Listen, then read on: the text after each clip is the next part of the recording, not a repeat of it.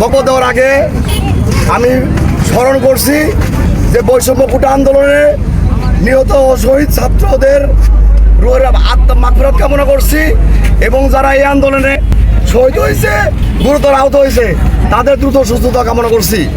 যাদের আন্দোলনে ফসল হিসেবে আমরা আজ এই রাজপথে দাঁড়িয়ে কথা বলার সুযোগ পেয়েছি। আমার ভাই কবরে, খুনি কেন বাহিরে, আমার ভাই কবরে। সেই খুনি হাসিনা পতনের পরে আমরা যখন মুক্ত হয়েছি, স্বাধীনভাবে কথা বলতে শুরু করছি এবং সুযোগ পেয়েছি, সেই সময়ে এই আওয়ামী লীগের দোসর যারা, তারা যাদের ছত্রছায়ায় কিছু নামধারী বিএনপি নামধারী সুবিধাভোগী সাথে থেকে সুবিধা গ্রহণ করেছে, আওয়ামী লীগ পলায়ন হয়েছে, কিন্তু তারা তো পলায়ন করে নাই। তারা এখানে অবস্থান করে, সারা দেশে অবস্থান করে, তারা যে কোনোভাবে আবার নতুন করে সুবিধা নেওয়ার চেষ্টা করতেছে।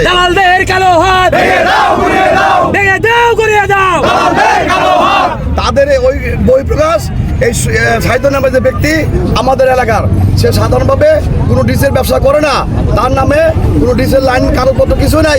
আমার সুনাম নষ্ট যাতে হয় এবং আমাকে হেয় প্রতিপন্ন করার জন্য সাহিত্যকে ব্যবহার করে কিছু মিথ্যা অভিযোগ আনয়ন করছে এবং বিভিন্ন জায়গায় তা দাখিল করছে।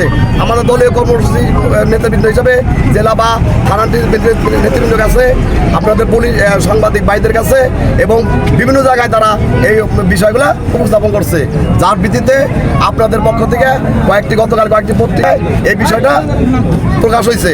এই প্রকাশের পরে আমরা অবগত হইতে পারছি, এলাকার জনগণ সাধারণ অবগত হইতে পারছে, এই সাইদর এবং আমার এলাকার মানুষ অবগত হইতে পারছে যে তাদের কাছ থেকে শুধু ডিজেল লাইন পাইতে এটি সমর্থন লাগবে, এই কথা বলে স্বাক্ষর নিচ্ছে সাধারণ জনগণ। তারা আসছে, এখানে সবাই আছে। পরবর্তীতে তাদের শহীদ ব্যবহার করে আমার বিরুদ্ধে অভিযোগ করছে। এই কথা জানার পরে তারাও ক্ষিপ্ত হয়েছে, রাগান্বিত হয়েছে। এটা সে শুধু আমার সাথে না, তারা এলাকাবাসীর সাথেও সে প্রতারণা করছে। সেই এলাকাবাসীর পক্ষ থেকে তারাও এই প্রতারণার বিচার চায় সাইদুরের বিরুদ্ধে। এখন আমি একটা নির্দোষ, যে বিষয়টা স্থাপন হয়েছে এরকম কোনো ঘটনা ঘটে নাই।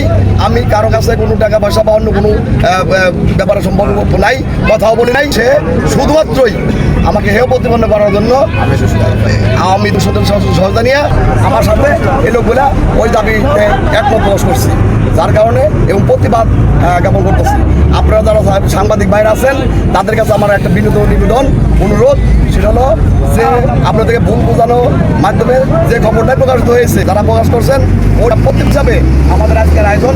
আপনাদের কাছে অনুরোধ করি যে এই সত্যতা যাচাই করে ওই সংবাদের প্রতিরোধে একটা প্রতিবেদন আপনারা আপনাদের মতো দাখিল করবেন। এটা হলো আপনাদের প্রতি আমার বিনীত অনুরোধ। আমি এলাকায় আমার ইউনিয়ন না, শুধু যেখানে অবস্থা করি সকালে, আমি কোনো সহিংসতা রাজনীতি করি না, কোনো সহিংসতা চাই না।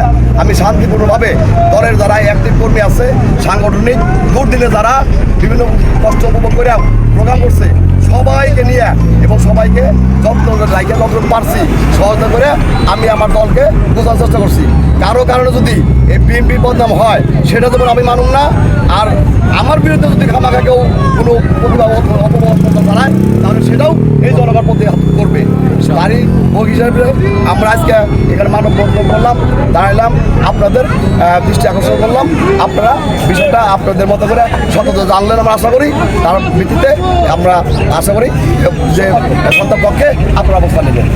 সবাইকে ধন্যবাদ আজকের এই মানববন্ধনে পৌঁছে দেওয়ার জন্য এবং সাধারণ জনগণকে, সাংবাদিক ভাই আপনাদেরকে এবং অন্যান্য সাধারণ জনগণ, আমার দলের এবং অঙ্গ সংগঠনের নেতৃত্বে যারা আছে, সবার প্রতি ধন্যবাদ এবং কৃতজ্ঞতা করে আমার কথা আমি শেষ করছি। ধন্যবাদ সবাইকে।